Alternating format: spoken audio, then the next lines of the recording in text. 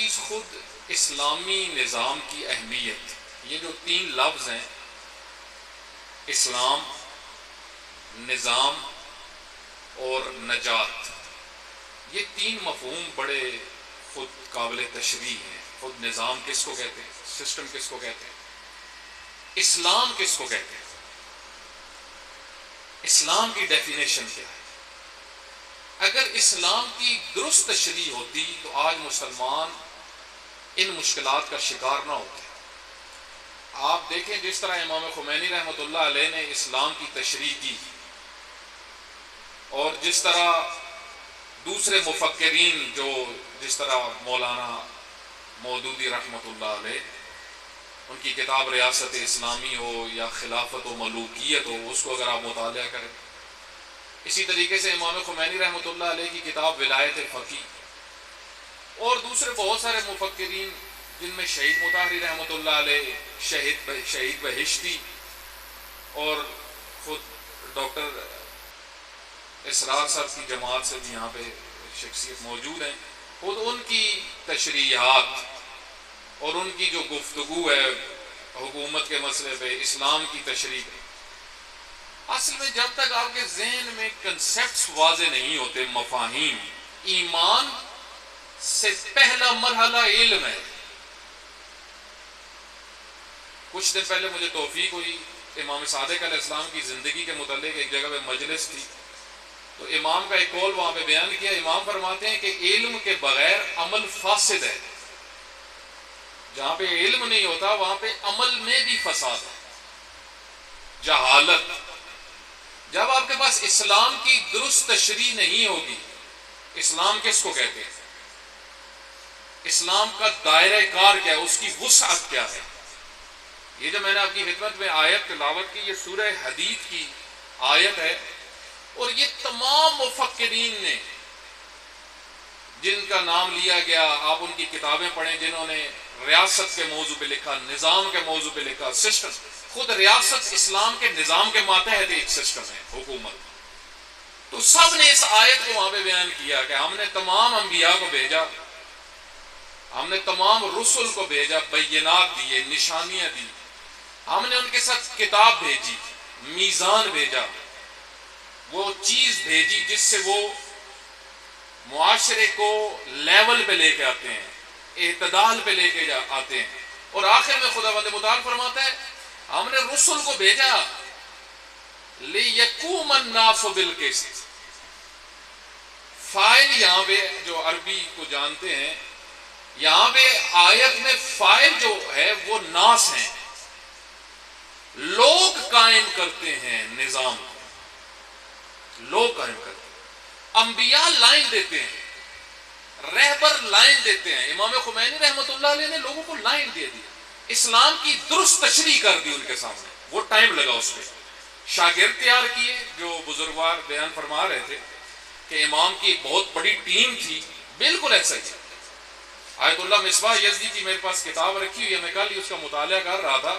وہ فرماتے ہیں کہ امام نے ایسے شاگرد تیار کیے جو امام کی فکر کی عکاسی کرتے تھے. اس کی وجہ کیا ہے؟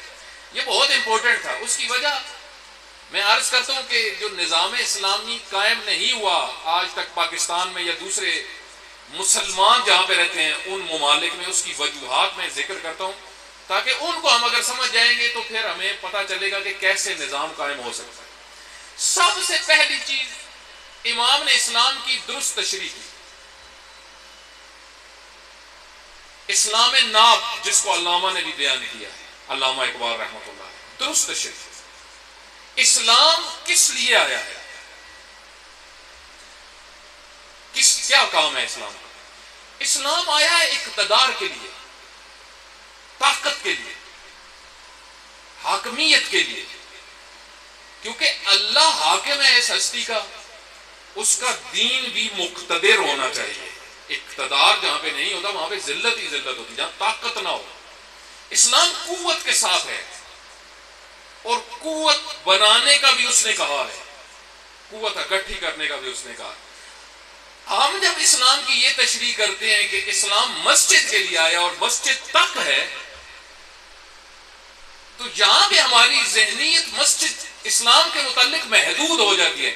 یعنی اسلام مسجد تک ہے، اس کا سوسائٹی میں کوئی کام نہیں ہے، اس کا سیاست میں کوئی کام نہیں ہے، اس کا اجتماعی معاملات میں کوئی کام نہیں ہے. اسی وجہ سے تو آپ دیکھیں جو مولانا تھوڑی سی سیاسی تجزیہ کرتا تھا امام خمینی کے زمانے میں، جس طرح آج کل پاکستان میں یہی ہے، کہتے تھے یہ تو مولوی سیاسی ہے، اس کو ریجیکٹ کرتے تھے برے طریقے سے.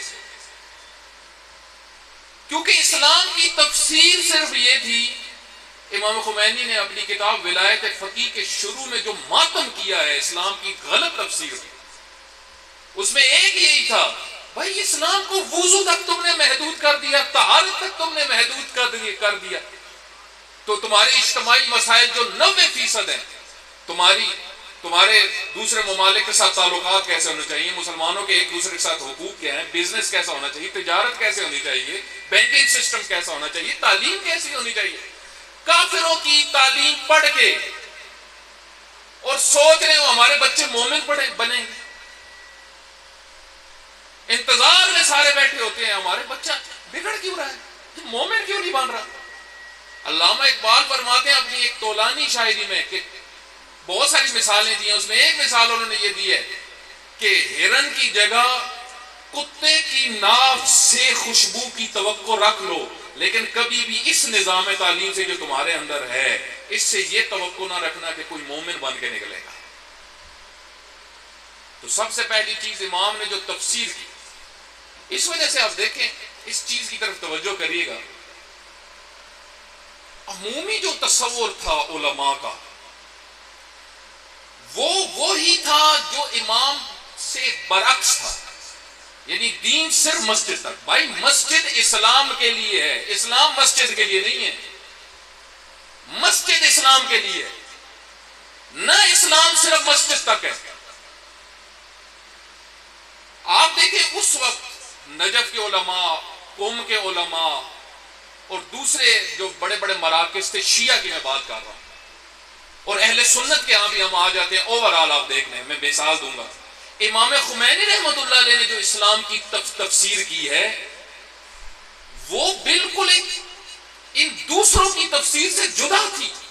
اصلا جو مفہوم اسلام ہی بیان کیا وہ جدا تھا. تو بات تو ادھر سے ہی واضح ہو گئی کہ ایک طرف فہم دین محدود اور ایک طرف فہم دین یہ ہے کہ عالم کو تمام ذمہ داریاں ادا کرنی چاہیے، حتی سیاست تک، اجتماعی معاملات لوگوں کے. اور اب دیکھیں اس کی بہت ساری مثالیں ہیں. امام حسین علیہ السلام نے ایک خطبے کے اندر کھل کے فرمایا علماء کو، جب حالات بہت خراب ہو رہے تھے اور بنو امیہ کی حکومت اوج پہ کی طرف جا رہی تھی، امام حسین علیہ السلام نے علماء سے خطاب کر کے فرمایا یہ تمہارا حق تھا علماء، یہ تم نے کام کرنے تھے، تم نے سنبھالنی تھی یہ چیزیں، تمہیں اس لیول پہ ہونا چاہیے تھا، اتنا ذمہ داریوں کا احساس ہونا چاہیے تھا کہ ہم نے لوگوں کے معاملات سنبھالنے ہیں. لیکن برعکس ہو گیا. علماء نے رہبر معظم ایک دقت کرے، رہبر معظم ایک تعبیر فرماتے ہیں بہت سارے علماء نے یہ تصور رکھا کہ ہم سائیڈ پہ ہو کے اپنی دینداری کو محفوظ رکھتے ہیں، اجتماعی معاملات میں نہیں پڑتے، اس سے مخالفتیں ہوتی ہیں، اس سے مشکلات کھڑی ہوتی ہیں. تو وہاں پہ رہبر معظم فرماتے ہیں کہ تم تو پھر دیندار نہ ہوئے، تم نے یہ جو کنارہ پکڑا ہے ایک سائیڈ پہ، یہ اصل دنیا داری ہے. ذمہ داریوں سے فرار کیا، جھوٹے کو جھوٹا کہنے سے فرار ہوئے، تم غلط کو غلط کہنے سے فرار کیا، بلکہ الٹا ایک اور کام پکڑ لیا، غلط لوگوں کے ماتحت جا کر ان کی سپورٹ کرنا شروع کی تم نے. یہ بدترین صورتحال تھی کہ وہ علماء جنہوں نے آج کے اس دور میں عوام کو آگاہ کرنا تھا خالص دین سے، وہ خود ان ظالم سسٹمز کا حصہ بن گئے. اسی وجہ سے آپ دیکھیں امام خمینی رحمۃ اللہ علیہ کو علماء سے بہت شکایت، بہت، یہاں تک امام خمینی کا جملہ موجود ہے. امام خمینی فرماتے ہیں ان متحجرین نے جتنا مجھے رلایا ہے اتنا مجھے امریکہ نے دکھ نہیں دیے. یہ جملہ ہے امام کا. ایک صلوات پڑھیں محمد وقت بہت کم ہے، میں بس جلدی گزر رہا ہوں بحث کو. اب دیکھیں سب سے پہلی چیز، جو دین بیان کر رہے ہیں وہ دین کی کیا تفسیر رکھتے ہیں، وہ دین کا فہم کتنا رکھتے ہیں. وہ کہتے ہیں آج بھی آپ دیکھیں اس زمانے میں کہتے ہیں جی اسلام میں سیاسی نظام نہیں ہے. آپ دیکھیں یہی جو آیت ہے الیوم اکملت لکم دینکم واتممت علیکم نعمتی ورضیت لکم الاسلام دینا، سورہ مائدہ کے ابتدا میں ہے آج کے دن دین کامل ہو گیا، نعمتیں تمام ہو گئی اور اللہ اس دین پہ راضی ہے. شیعہ عموماً جو بیان کرتے ہیں وہ یہ کہ یہ آیات غدیر کے موقع پہ آئی اور اس کے تاریخی شواہد بھی موجود ہیں، حدیث کے شواہد بھی موجود ہیں. لیکن کلی طور پہ آپ آیت دیکھیں، امام رضا علیہ السلام کا ایک جملہ اس آیت کے متعلق موجود ہے، اس کی طرف دقت کریے گا. امام فرماتے ہیں جو شخص یہ سوچے کہ اس آیت کے آنے کے بعد کوئی چیز باہر سے لینی ہے اور اسلام کے اندر نہیں ہے، یہ بھی ایک کفر ہے، یہ بھی ایک کفر ہے. خود کفر کی قسمیں ہیں. مولانا مودودی رحمۃ اللہ علیہ نے اپنی کتاب تفہیم القرآن کے شروع میں 7 اقسام کفر کی بیان کی ہیں. سورہ مائدہ کے اندر آپ دیکھیں خداوند متعال نے فرمایا جس معاشرے میں اسلامی قانون نہ ہو وہ معاشرہ کفر کا شکار ہے، وہ معاشرہ فاسق ہے، وہ معاشرہ ظالم ہے. 3 آیتیں اکٹھی ہیں سورہ مائدہ کے اندر. تو آپ یہاں پہ دیکھیں ایک یہ تفسیر ہے، امام رضا علیہ السلام بیان فرما رہے ہیں کہ دین کے اندر سب کچھ ہے، سیاست دین کے اندر ہے، قانون دین کے اندر ہے، جہاد کا تصور دین کے اندر ہے، تجارت دین کے اندر ہے، تعلیم دین کے اندر ہے. اب کام کن کا ہے کہ یہ نکالیں؟ ہر زمانے میں علماء، العلماء ورثۃ الانبیاء، یہی تو معنی ہے. میرے بھائی ادھر یہ معنی تو نہیں ہے کہ مدرسہ بازی شروع ہو جائے. جس طریقے سے یہ خود رہبر معظم کا جملہ ہے. رہبر معظم فرماتے ہیں جس طرح انبیاء اگر فرض کریں مدرسہ بناتے تھے تو ان کا مقصد ہوتا تھا معاشرے میں نظام قائم ہو اللہ کا. لیکن وہ فرماتے ہیں آج کل کیا ہو رہا ہے، اپنی سوسائٹی کے متعلق بیان فرماتے ہیں، لازمات ہے وہی حالات ہم بھی دیکھ رہے ہیں. فرماتے ہیں آج کل علماء اگر مدرسہ بھی بناتے ہیں تو ایک مدرسہ باقی ہے. یہ رہبر معظم کا جملہ میں نے خود پڑھا ہے چند دن پہلے. فرماتے ہیں ان چیزوں سے نکلو گے، جب ان چیزوں سے اوپر آؤ گے امت کہاں جا رہی ہے، امت کی مشکلات کے. تو سب سے پہلی چیز یہ ہے کہ خواص کا کنسپٹ جب تک نہ بدلے، سوچ نہ بدلے. دوسرا دیکھیں، دوسری چیز شروع کہاں سے ہوتا ہے نظام کی بات، اور میں اس پہ اختتام کر دوں گا، اس کو میں بیان دوں. کہاں سے شروع ہوتی ہے یہ نظام کی عملی شکل؟ اس کا پہلا مرحلہ کون سا ہے؟ اس کا پہلا مرحلہ امام خمینی نے بھی بیان کیا ہے، جنہوں نے انقلاب کو برپا کر دیا، اور علامہ اقبال رحمۃ اللہ علیہ نے بھی بیان کیا، جو ہمارے بر صغیر پاک و ہند کی ایک عظیم شخص، اگرچہ پوری دنیا ان کو پڑھتی. وہ پہلا مرحلہ کیا ہے؟ امام فرماتے ہیں وہ پہلا مرحلہ بیداری ہے، جاگنا. سوئے ہوئے لوگوں کو کچھ نہیں پتا چلتا. بعض لوگ آپ دیکھیں وہ ایسے کام کرتے ہیں جہاں پہ بدبو ہوتی ہے. کوئی عام شخص گزرے اس کو بہت بدبو آتی ہے، لیکن اس کو بدبو نہیں آتی کیونکہ وہ بدبو کے اندر رہتا ہے. ذلت کا احساس تک نہیں ہوتا آج ہم لوگوں کو. کیوں؟ کیونکہ ہم عادی ہو گئے، اس میں رچ بس گئے ہیں. ہمیں وہ ہمارے استاد ایک بات سنا رہے تھے، کہتے ہیں کہ میں ایک جگہ پہ گیا تو ایک گھر میں تھا، تو ایک بچے نے میری تقریر سنی تو اس نے کہا کہ کربلا کی راہ عزت کی راہ ہے، سختیوں کی راہ ہے، شہادت کی راہ ہے، دین کے لیے سب کچھ دینے والی راہ ہے، اور اس کے مقابلے میں دنیا داری کیا ہے؟ راحت، سکون، عیاشی، موجے مارو، یہ ہے. تو استاد بزرگوار نے فرمایا اچھا، اس بچے سے کہا اچھا پھر ان میں سے کون سی راہ ٹھیک ہے؟ کہا یہ دوسرے والی نا جس میں موجے ہی موجے. آپ دیکھیں اس کی وجہ کیا ہے کہ احساس نہیں ہے. ملک کی سیاست ملکی حالات کہاں سے کہاں چلے جائیں لوگوں کو پرواہ نہیں ہے. امام خمینی رحمۃ اللہ علیہ نے ایسے ہی حالات دیکھے. آپ دیکھیں بزرگوار بیان کر رہے تھے کہ شاہ شیعہ تھا. وہ کیسا شیعہ تھا؟ شاہ بادشاہ کو کہتے تھے. وہ کوئی سید نہیں تھا ظاہر، شاہ تھا. بادشاہ سادات ناراض نہ ہو جائے. وہ شاہ تھا، بادشاہ تھا. اس نے مساجد کو بند کروانا شروع کیا اور مساجد کی جگہ اس نے شراب خانے بنوائے ان کے سامنے.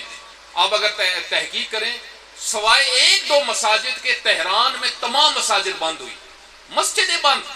یہ کون سا مذہب ہے؟ امام اس وقت اٹھے جب امام نے یہ دیکھ لیا کہ اب اساس دین خطرے میں ہے، بنیاد دین ختم ہو رہی ہے. اس وجہ سے امام خمینی نے ایک تقریر کی عاشور کے روز عصر کے وقت. جب وہ تقریر کی اس کی خبر باہر پھیلی، امام خمینی رحمۃ اللہ علیہ کو اسی وقت گرفتار کیا گیا، پکڑ کے لے گئے. لوگ باہر نکلنا شروع ہوئے. جب لوگ باہر نکلے ادھر سے پولیس باہر نکل آئی، فوج ادھر کی باہر نکل آئی، انہوں نے مارنا شروع کیا. لوگ مقابلے میں کھڑے ہو گئے. امام خمینی رحمۃ اللہ علیہ کو جب خبر ملی، امام نے فرمایا کوئی مسئلہ نہیں ہے، یہ قربانیاں اساس دین کے لیے، اس سے بڑی قربانیاں دی جا سکتی ہیں. جہاں پہ اساس دین خطرے میں چلا جائے، جہاں پہ آپ کی بنیاد دین اکھاڑ کے پھینکی جا رہی ہو. اور یورپ اور امریکہ آج یہی چاہتا ہے. یہ جو اتنا دھڑوں میں تقسیم کیا، اتنا فرقوں میں تقسیم کیا، پھر آگے اتنا تقسیم، ہر مکتب اتنا تقسیم ہوا. آپ کنڈیشن دیکھیں، تقسیم در تقسیم در تقسیم. یہ کس لیے ہے؟ اس کا اینڈ اساس دین کو اکھاڑ کے پھینکنا ہے اور کچھ بھی نہیں. بس میں آخر میں دو احادیث آپ کو سنا دیتا ہوں تاکہ چلے میرا سفر بھی اپنے ایک نتیجے تک پہنچ جائے. اگرچہ میں نے علامہ اقبال رحمۃ اللہ علیہ کے اشعار کچھ لکھے تھے. دیکھیں امام خمینی رحمۃ اللہ علیہ فرماتے ہیں بیداری، علامہ اقبال فرماتے ہیں خودی. یہ خودی بہت بڑا تصور ہے علامہ اقبال کا. اس کے ایک دو شعر میں آپ کو سنا دیتا ہوں اگرچہ وقت کم ہے. تو ہم بے ذوق خودی رس کے صاحبان طریق، برید از ہمیں عالم بے خویش پیوستہ. فرماتے ہیں علامہ فرماتے ہیں کہ تم بھی خودی اختیار کرو. پوری قوم کو فرما رہے ہیں خودی. عزت، ہویت، اپنی شخصیت کو سمجھو. تم بھی سمجھو. کیونکہ جتنے بھی سالک ہیں، اللہ کی طرف سفر کرنے والے ہیں، راہ خدا کے راہی ہیں، وہ جب تک سب سے کٹے نہ اس وقت تک ان کی خودی وجود میں نہیں آ سکتی. اس کٹنے سے مراد یہ نہیں ہے کہ تعلقات چھوڑ دیں. اس کٹنے سے مراد یہ ہے کہ بھکاری بننا چھوڑ دو، دوسروں کے آگے جھکنا چھوڑ دو، دوسروں کے اوپر نظر رکھنا. جس طرح بعض ہوتے ہیں نا، بعض جوان آج کل آپ نے دیکھے ہوں گے جو کماتے نہیں ہیں، وہ نظر پہ کہاں رکھتے ہیں؟ یا ابا جی پہ نظر رکھتے ہیں، یا بڑے بھائی پہ نظر رکھتے ہیں، یا پھر چچا پہ نظر رکھتے ہیں، یا ماما جی پہ نظر رکھتے ہیں. کسی نہ کسی پہ نظر رکھتے ہیں. کس لیے نظر رکھتے ہیں؟ تاکہ مجھے جیسے کچھ مل جائے. کہ اپنی کیونکہ شخصیت نہیں ہے، اپنے ہاتھ میں کچھ نہیں ہے، خود محنت کر کے نہیں کماتا تو نظر رکھتا ہے. وہ ملتیں جن کی خود ہی نہیں ہوتی وہ ایسی ہی ہوتی ہیں. پھر علامہ فرماتے ہیں بے تسخیر خود افتادی اگر طاق ترا آسان شود تسخیر آفاق. اگر اپنے آپ پہ کنٹرول کر لو گے، شخصیت بنا لو گے، پھر آفاق بھی تمہارے ہیں. آپ اندازہ لگائیں اقبال کا کیا تصور تھا خودی کے بارے میں. یعنی پوری دنیا پہ کنٹرول کیا جا سکتا ہے خودی کے ذریعے سے. پوری دنیا پہ امامت کی جا سکتی ہے اگر انسان کو سمجھ لگ جائے میری شخصیت کیا ہے. اسی وجہ سے پھر فرماتے ہیں از خودی اندیش مرد کار شو. اپنی خودی کے بارے میں سوچ اور کام کا مرد بن، بیکار مرد نہ بن. مرد حق شو حامل اسرار شو. مرد حق بن جا تاکہ اللہ تجھے اپنے اسرار دے. یہ خودی کا تصور ہے قوم کے بارے میں. ایک فرمان حضرت علی علیہ السلام کا اور ایک امام مجتبیٰ علیہ السلام کا سنا کے میں اختتام کرتا ہوں. حضرت علی علیہ السلام کا ایک خطبہ ہے جس میں حضرت نے یہ بیان کیا ہے کہ کب قومیں سنورتی ہیں اور کب حاکم درست ہوتے ہیں. رول بیان کیا جو ہم سنتے رہتے ہیں کہ جس قوم کا اچھا حاکم، جو قوم اچھی اس کا حاکم بھی اچھا، جیسی قوم ویسا حاکم۔ اس کی قسم کی بہت ساری مثالیں آپ سنتے رہتے ہیں۔ یہ جن کو ہم ابھی اس کی طرف توجہ کریے، جن کو ہم بہت برا بھلا کہہ رہے ہوتے ہیں، یہ ہمارا ہی نتیجہ ہے، ہمارے کاموں کا نتیجہ ہے، ہمارے رویوں کا نتیجہ ہے، یہ ہم ہیں۔ یہ گالی دیتے ہوئے ذرا توجہ کیا کریں آپ، یہ برا بھلا کہتے ہوئے ہم توجہ کریں۔ میں یہ نہیں کہہ رہا کہ وہ اچھے ہیں جو ملک کو برباد کر رہے ہیں، لیکن میں یہ آپ کی خدمت میں عرض کر رہا ہوں کہ وہ ہمارے ہی لائے ہوئے ہیں، ہمارے بیچ میں سے ہی ہیں، ہماری عکاسی کرتے ہیں۔ حضرت علی علیہ السلام فرماتے ہیں وَلَا يَصْلُحُ الْوُلَّاةُ إِلَّا بِاسْتِقَامَةِ الرَّعِيَّةِ، کبھی بھی حکمران اصلاح والے نہیں ہو سکتے، مصلح نہیں ہو سکتے، جب تک رعیت مصلح نہ ہو اور اصلاح میں اس کی استقامت نہ ہو۔ دقت کریں، استقامت کا لفظ بھی استعمال کیا۔ ممکن ہے 4 دنوں کے لیے رعیت اچھی ہو، تو 4 دنوں کے لیے جب اچھی ہوگی تو پھر حکمران بھی 4 دنوں کے اچھے۔ حضرت فرماتے ہیں رعیت کو استقامت کی ضرورت ہے، یعنی مسلسل اصلاح والا ہونا چاہیے تاکہ ان کے حکمران بھی پھر پرفیکٹ رہیں۔ اسی وجہ سے